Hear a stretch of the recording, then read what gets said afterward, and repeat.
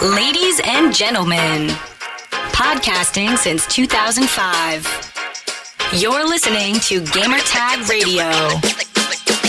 With your hosts, podcaster Hall of Famer Danny Pena, the always opinionated Paris Lilly, and from outside of the norm, Peter Toledo. This is Gamertag Radio.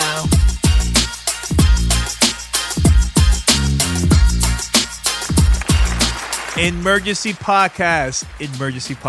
This is Danny speaking, and also Paris is here. Paris, what's up? What is going on, man? Next gen begins. It is here. That's according to Unreal Engine, Epic Games. Shout out to them. But we're going to be talking about this in a few minutes here. But first, again, this is an emergency podcast, and the reason why we're doing this is because this whole summer long, there's news basically almost every week. So most likely we might have multiple episodes during the week, depending on what's going on. If it's something this big, we'll definitely record, Head over to gamertagradio.com, post your comments and feedback. Also listen to our past episodes. You can find us on any podcast app.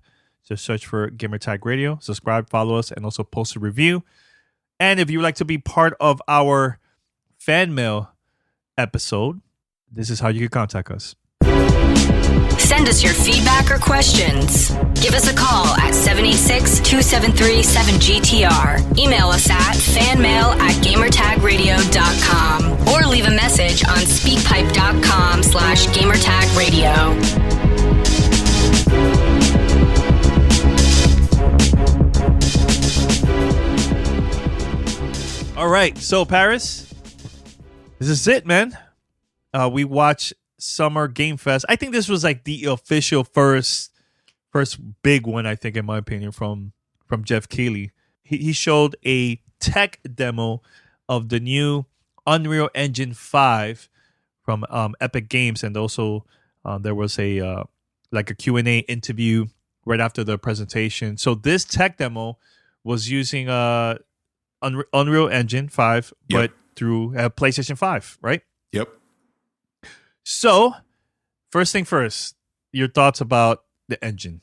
I'm extremely impressed with the engine for Unreal Engine, the Unreal Fine engine. It looks very impressive. Yes, it was just a tech demo. This is not a real game, but to be able to show the engine running on PlayStation 5 hardware the way that they did was impressive. The lighting effects were incredible in there. I absolutely loved it. And like I said, because we've seen some social media feedback already, but the one thing that I said on Twitter is this, not that it just excites me for, oh my God, PlayStation 5. No, it excites me because the majority of third-party publishers or developers, I should say, use Unreal Engine to make their games. So the majority of the games that you're going to wind up seeing in the next generation are going to be powered by this engine. And to see this tech demo to kind of show it off, because originally this was going to be at GDC. That's what we found out, looking at social media. Yeah, I'm sure developers are excited to see this. You know what I'm saying? So this lets me know not only is this going to be on the PlayStation 5, we're going to see it on the Series X. We're going to see it on the Nintendo Switch. We're going to see it on Android, iOS, on down the line. So it's like, yeah, be excited. And the biggest thing that I took out of this that made me excited was how scalable it is. That not only can this power your high-end next-gen experiences. Oh, and I forgot the PC. Of course, it's going to be on the PC. But not only is it going to power your high-end next-gen experiences, this is going to scale all the way down to the mobile platform as well. So just think about that. And of course, they mentioned that Fortnite is going to go over to Unreal Engine 5. Of course it is. But that kind of gives you an idea, because we know Fortnite is cross-platform. Or crossplay or whatever. So you can play with your friends wherever you want. This is going to be the engine that can do that. So the fact that, Fortnite is probably going to wind up being the flagship thing that we're going to see, is we're going to wind up seeing things like Gears of War 6 and just other titles. But to know that crossplay is going to be baked into this and it's going to be scalable across so many different platforms, that's what gets me the most excited about this. It just shows you that, dude, play where you want. Play where you want. It's going to be a great experience, and it's going to be powered by Unreal Engine. So, yeah, I'm excited for it. Now, the thing that we noticed, Paris, and I think everybody on Twitter was talking about this. A lot of talk about PlayStation 5. Lots of talk. which at the end of the day, this was a major, major smart move from Sony because this was a marketing deal with Epic Games and Sony. So during the interview, I don't know if you noticed or not, but Epic didn't even mention Nintendo Switch. Nope. And they were trying their best not to mention Xbox Series X. I think they did at the end when they were talking about cross-platform, cross-play with Fortnite. I think that's when they mentioned it. But during the conversation about the Unreal Engine 5, it was all about PlayStation 5. And this is a marketing deal. I want people to understand this. This is a tech demo, not a real game. But this is going to look good for Sony because Sony hasn't really been saying anything about gameplay or anything like that about the console. Just we only seen a couple things like the logo and the controller, and that's it. But this is going to help the company, I think, to just create a buzz. And here's the thing: this was that tech demo. Maybe it was like what, Parris, 5 minutes or so. Yeah, that 5 minutes blew everything that's Xbox showed last week, and that was just a tech demo. Yeah, and that's again. People are like, oh, it's not a real game or whatever. That's not the point. The point was to show off the engine and what it is capable of, and to see that was capable on a next gen console. This wasn't some high end PC that was rigged out with the latest and greatest, $5,000 GPU or anything crazy like this. No, this was a PlayStation 5. So those tech specs that Mark Cerny showed you at GDC, that powered that engine, that powered that demo. I'm excited. Smart. I'm excited for it. And for those that haven't been around for this long, and Parris, you might remember this, if you go back to maybe, I think it was like in the 2000s, when Microsoft was starting to promote the original Xbox, there was a tech demo, which was amazing at that time, to show the engine or the stuff that it would have been possible to develop on the original Xbox. Do you remember that, Parris? Yes, I do. Mm-hmm. So Microsoft could have easily done that to show a tech demo on what they have now with the Series X. I think they showed a lot of the like the frame rates and loading times and certain things, right? But they haven't really shown in a game that how it's going to look on the Series X. We might see that in July, But the thing that I want to talk about though is the stuff that they showed last week. That was all third party. And I know the majority of the people wanted to see a gameplay from Ubisoft of Assassin's Creed, but that never happened. So, of course, at the end of the day, people are going to just blame Microsoft instead. I think more Microsoft than Ubisoft, I think, in my opinion. But this tech demo that we got to see Unreal, man, that's going to help PlayStation. Now PlayStation can stay a little bit quiet until they finally going to be talking about their games, first party games. Yeah, let's in my opinion. Yeah, let's just bring the elephant, the 500-pound, 800-pound gorilla in the room. Let's just talk about it real quick. So my immediate reaction to this was a better way to debut what PlayStation 5 gameplay footage can look like than what Xbox did last week. That was my initial thought as I'm watching this. I understand it is not a real game, but I also understand this. If Xbox didn't hype the way they did and still showed that same event, that's fine. Then we're like, ooh, man, I wonder what Xbox is going to wind up showing later. This is where I think they made the mistake. And this is where I think PlayStation, this is why we've been having this conversation, the last couple of weeks. This is why I'm telling you PlayStation wasn't panicking with everything that Xbox was doing, because this looked better, in my opinion. It's not like, it's not God of War, it's not Spider-Man, it's not any of their games. That will come. This was simply to show you this is what we're capable of doing on this platform. This is why you're going to want a PlayStation 5. That's what this told me, right? Without showing me any of their IPs. So then when they do show their IPs and it looks similar to this, people are going to lose their freaking minds. This is a nice tease for the PlayStation reveal. Whereas I understand Xbox was simply teasing for their July reveal. And I fully expect the July reveal for Xbox, Halo, all that stuff's going to look amazing. I know it is. But instead of negative press for a week that Xbox has had, PlayStation's not going to get this. You're going to hear, oh my God, look at the potential of the PlayStation 5 on Unreal 5. That's what you're going to get. That's what you're going to see. That's why they bought the mark. That's why they paid the money so that not only Jeff Keighley would say Xbox during that interview. Nobody from Epic would utter the word Xbox. They would say other platforms because or next gen or current gen. And that's it. Because they want the mind share to be about PlayStation and not about some other platform. So from a marketing standpoint, I'm telling you, it was money well spent. Do I like it? Of course I don't. I think it's silly, but look, this is the console war. This is the marketing game that both of these companies are going to be playing over the next summer. So expect Microsoft to wind up doing something similar with their marketing too. Of course they are. It's just what happens, you know? Yeah. Now, you want to hear my crazy theory about all this, Parris? I do. And this theory makes a lot of sense. Now, what if, let's take it to the what if part. What if this was shown during GDC? I think Microsoft would have had a totally different Inside Xbox, because originally this was supposed to be shown at GDC and also playable. Plus, Mark Cerny with his presentation about PlayStation 5, all that combined into GDC, no COVID. We would have been having a different conversation about this Inside Xbox. What do you think about that theory? Yeah, I think you're right. I can see that. Yeah. Now, do you think we would have seen gameplay from Xbox because of that? Because we got to see that, and also the presentation of Mark Cerny?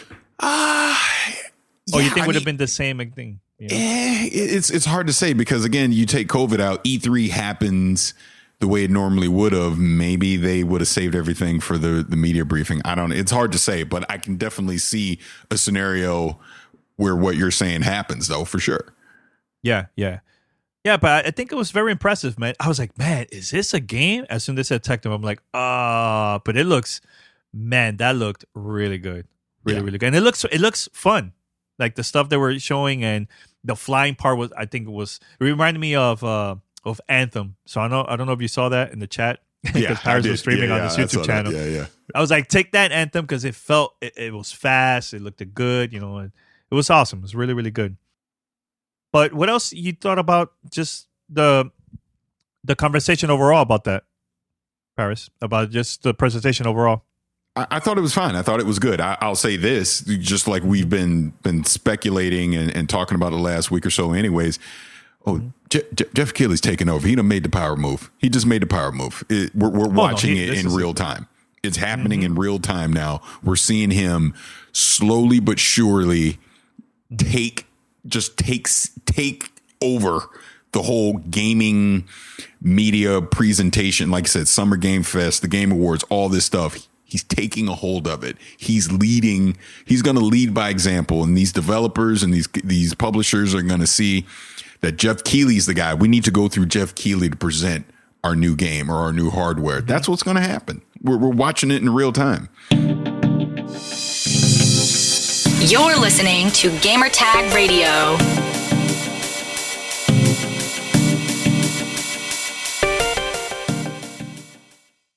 Are we going to continue here with our conversation all about Unreal Engine 5 here on Gamertag Radio Emergency Podcast?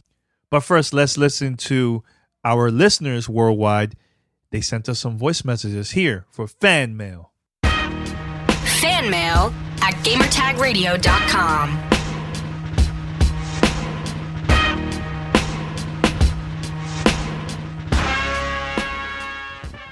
Hey, GTR crew, what's going on? It's Leo from Las Vegas. I want to say, first off, thank you guys for continuing to do what you do, spreading the good word, both on social distancing and on gaming news. So the reason I'm calling today, listening to some of the previous talks in the last one or two episodes you guys had, particularly regarding the PlayStation Now in your after show. And I wanted to interject kind of a neutral standpoint here. I agree with Parris and what he's saying on the model is working, so why would Sony change what they're doing in response to Xbox with Game Pass, potentially making PS Now more similar to Game Pass? But I kind of agree with Danny and what he was saying in a different way of they're leaving money on the table. And I say that because I just read VentureBeat, or at least according to VentureBeat, Sony has now sold 110 million copies or a million PS4 consoles. So I don't have the hard numbers to correlate with that, but my question would be, what's the attach rate? Because it took them about 6 years or so to go ahead and get to that number from when they released the console. What is the attach rate when we look at the Spider-Mans, the God of Wars, the console-specific games? Because if the numbers are super low, then it demonstrates that they would have the possibility to make more money if they actually did kind of copy Xbox Game Pass and bring their first-party stuff out day and date and advertise it as such. Just my 2 cents. When we're talking about the Xbox, it's got about 50 million units sold, but according to what Phil Spencer and them just put out, talking about they have 10 million subscribers, that's about 1/5 of your customer base that's using the subscription service. And Sony has nowhere near that. So I just think it's leaving money on the table, kind of my neutral position. Feel free to interject your thoughts. Looking forward to hearing some feedback from you guys about this. Thanks. Again, keep up the good work. Pete, great to have you back, and have a great day. What's going on, Gamer Tag Radio? I hope you brothers are doing well. This is Keon calling from Baltimore. I just wanted to say, Danny, I'm just in the middle of listening to the newest episode of Gamer Tag Radio. Been enjoying it so far, but my thing is, I know you're talking about Inside Xbox, but I don't know why so many people are being so negative about the event. I thought that all of the game except for one that was Scorn had gameplay in them. Granted, it could have been sprinkled in, yes. Did Microsoft overpromise? Maybe. But I still don't understand this fake outrage that people are having, saying that it's over for Microsoft and that they should just go home and they dropped the ball. I don't get it. I mean, what do you think people were looking for? You know what? You would ask the question if they had shown Assassin's Creed footage, 5 or 7 minutes, Danny, would that have made a difference? I'm going to honestly say no. Because there are just some people out here that won't give Microsoft a fair shake no matter what they do. The narrative changes on a daily basis. The goalpost keeps getting pushed out further and further. And some people, no matter how well Microsoft does, they are still going to say it was trash. Anyway, Danny, I truly appreciate you and Parris for doing your thing, man. Thank you for the news, gaming news. And with that being said, you guys take care and have a good one. Bye-bye. Hey guys, this is Brad, BigGamer90, calling in at 2:30 a.m. My sleep schedule is really screwed right now. Anyway, I wanted to comment on the quarantine discussion you all had on Xbox. First, Halo 4 would have definitely helped the Xbox One. Helped the Xbox One if it were a launch title. The PS4 would have still done better in my opinion, since both systems released at the same time. And PlayStation is a far more popular brand worldwide, but I really think that the Xbox One would have led in North America if it launched alongside Halo 4. We were talking about a Halo game before the Master Chief Collection and before Halo 5, both of which did a lot of damage to the Halo brand. And honestly, the Xbox One's exclusives during the first year were better than the PS4. PS4 really only had Infamous, and even Sony admitted to the fact that they had to do better on exclusives back in 2014. Xbox One, on the other hand, had Killer Instinct, Titanfall, Forza Horizon 2, and Sunset Overdrive, all of which were solid games in my opinion. Now, when you add Halo 4 to the mix, then yeah, it definitely would have greatly helped the Xbox One in North America, in my opinion. Now, in terms of Xbox Lockhart, I feel that the system needs to be at least $150 less than the PS5 to actually get a good amount of attention. I see the Lockhart as the system for a more casual audience that mainly only wants to play the yearly AAA multiplats. And Lockhart will simply have all the next-gen features of the Series X, but will simply be 1080p instead of 4K. And I think that's fine, especially for kids that have older 1080p TVs. And this is also the original Xbox One and Xbox One S audience. The Xbox One X users will focus on the Series X, as you guys have said. The original Xbox One and Xbox One S hit 720p to 900p for the big AAA games.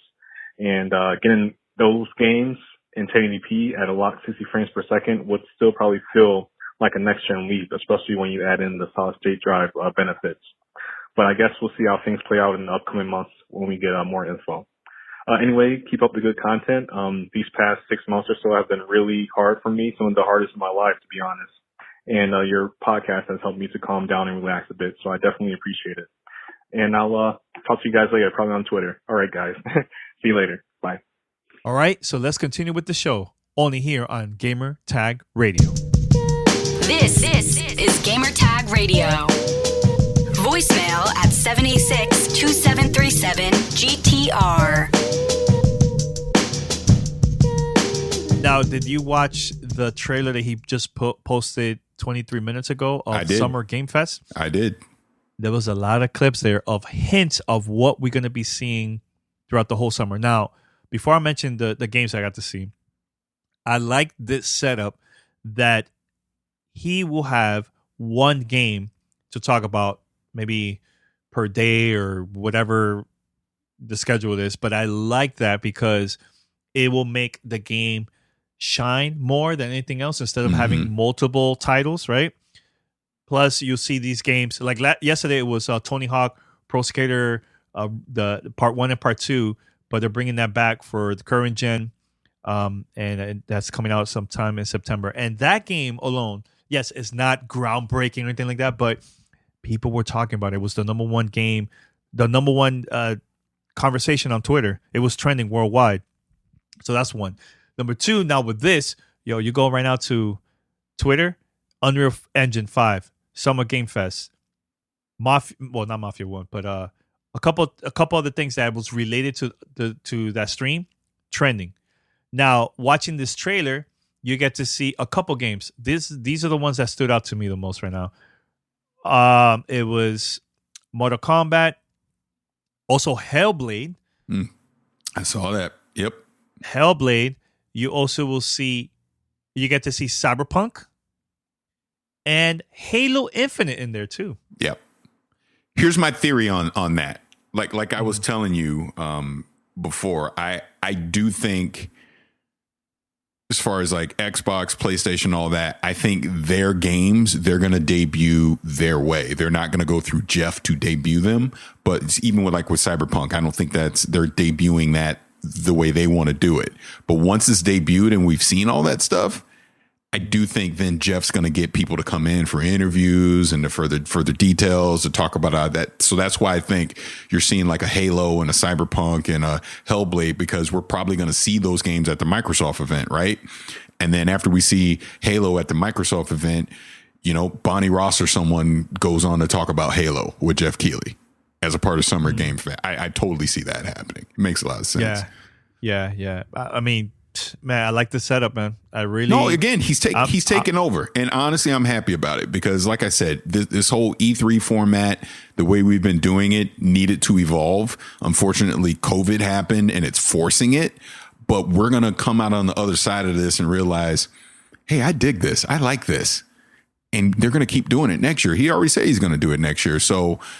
It's going to be fascinating to see in 2021 how we balance E3 with Summer Game Fest and Gamescom and all that, and who debuts what, when, where, how, all that stuff. So I'm excited for it, man.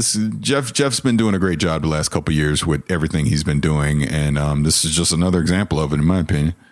Yeah. Hey, look, for those that are listening to this episode, we're going to have a lot more content coming out. We are going to record some emergency podcasts and just release it right after that. So because there's no E3, and I think it will keep the conversation keep on going, for the podcast. So I like that a lot. Anything else, Parris? I think that's about it. I think that's about it. It's a good little reveal. I mean, again, we didn't know what to expect. I know Herman, how do you say his name? He was the head of Guerrilla Games, but now he took over for PlayStation. Now he moved up to the head of that. I forget how you say his name. I screw it up. But the guy behind Horizon Zero Dawn and all that stuff, he was super excited this morning. So clearly he obviously knew what they were going to show and what was going to happen. But that was like my only hint that this even potentially could have been something PlayStation related. But it was good. It was a good event for what it was. And it kind of shows the power of what this Summer Game Fest can do by, just rolling out announcements and doing these long form interviews. Because real quick before we go, that was the other thing I liked about this. And I know it might have been boring for some people, but they showed the tech demo and then they got to sit there and talk about it for like another, 35, 40 minutes about what it was. And you're talking to the actual head people at Epic about it in long form. So they got a little nerdy and a little techie with some of the stuff, but it was good information that came out of that. And you can go back and watch it at your convenience and take from it what you will. But I like that kind of stuff. That's the kind of stuff I like. That's why, again, let's just bring up Halo again as an example. I would love to see, look, I want us to do it too, but I would love to see, after Halo, Bonnie Ross or whoever from 343 sits down with Jeff for like 30 minutes to talk about it, talk about Slip Space Engine, to talk about why they made certain decisions to go with like whatever the gameplay is going to be, whatever the story is going to be. So we get real information instead of, how E3 is now. Dude, you got 5 minutes. All right, done. And you're not really getting anything out of it. And they're just going from station to station to station with the same interview over and over. But if we can get more of these long form interviews with this format, oh, dude, I'm excited for it for sure. Yeah. And not only that, because usually when we do these interviews at E3, the person that we're interviewing, they might be tired. They've done so many interviews. So I think this format, this way, it's a lot better because they're excited to talk about the game. They haven't done 50 interviews back to back, So I like this. I like this format a lot, man. Now, very quick, if you actually think about it, this tech demo, just imagine these games using this engine. Tomb Raider, Uncharted, The Last of Us, God of War, Gears, and keep on going with other games in the future. Dude, let me tell you, man, it's going to be very, very interesting. And another thing, too, don't expect we're going to see this now at launch of like PlayStation 5 and Xbox. I personally think we're going to see maybe the earliest 2023, Paris. 2023. Because people aren't even going to get devs aren't even getting their hands on this until early next year. So at a minimum, it's going to take a couple years to get a quality AAA game. You might see some smaller stuff come out, some indie titles or something like that use the engine quicker. But like the big games, I agree with you. It'll probably be 2023 before we see anything. I mean, of course, Epic's going to have Fortnite out way before that, but that'll probably be an outlying case beyond everything else. Like, again, like real quick before we go. So again, like we talked Gear 6, like I actually think this is a good thing because I do think Gears kind of needs to take a little bit of a break. You know what I mean? And maybe kind of reinvent itself a little bit. We talked about this before. Gears Tactics is great. I like that format. But when we get Gears 6, it's going to be, they're not going to put that on Unreal Engine 4. It'll be on Unreal Engine 5. So yeah, 2023, 2024 is probably when we get Gear 6. And by that time, we're going to be ready for it. We're going to be excited for it. So, dude, this is a good thing. It's an exciting thing. Yeah. I'm ready for it. Yeah, very exciting. Very exciting. So for those that are listening, send us your voicemails and let us know your thoughts about Unreal Engine 5. Stay tuned tomorrow. The next episode, Pete and Mandy had a great conversation, roundtable discussion about Bright Memories. It's not the same as Bright Memories Infinite. Totally two different games, but they talked about that because it's available for Steam right now, so you could go out there and play it if you want. If you like the trailer that they showed during Inside Xbox. Also, Monday we have this is the episode that Paris called it the Polanco cut. Yeah, Tony joined us and we talked a lot about PlayStation 5. A lot, an hour and 30 minutes. 90 minutes long, just about all that stuff. So I can't wait to hear. I can't wait to hear everybody's thoughts about that episode once it comes out, man. So Paris, anything else you want to promote your channel, YouTube channel? Because you were you were streaming there, man. A lot of people were watching it, man. Yeah, it was crazy. It was well over 100 people that were in there watching the stream. So thank you to everyone that checked that out. But just experimenting around with YouTube streaming stuff. And if anything, I mean, I want to give a shout out on the podcast to our good friend Adam over at Megadads, because he has helped me out with some rebranding of my YouTube channel, and he even made a cool little because obviously you guys know I'm super excited for Cyberpunk, so he made like some Cyberpunk artwork for me as well. So if you check out my Twitter feed, you can see some of that, and we'll be rolling all that stuff out soon. So excited. Yeah. Very quick. So wait, June 11th, right? That's the Cyberpunk. Yeah, Night City Wire, game? June 11th. That's when it kicks off. I'm excited. Oh my God, it's gonna be good. It's gonna be good. All right, everybody, thank you for listening to this emergency podcast episode of Gamertag Radio. And yeah, tune in. We have more stuff coming up. Until next time, we're out. Peace.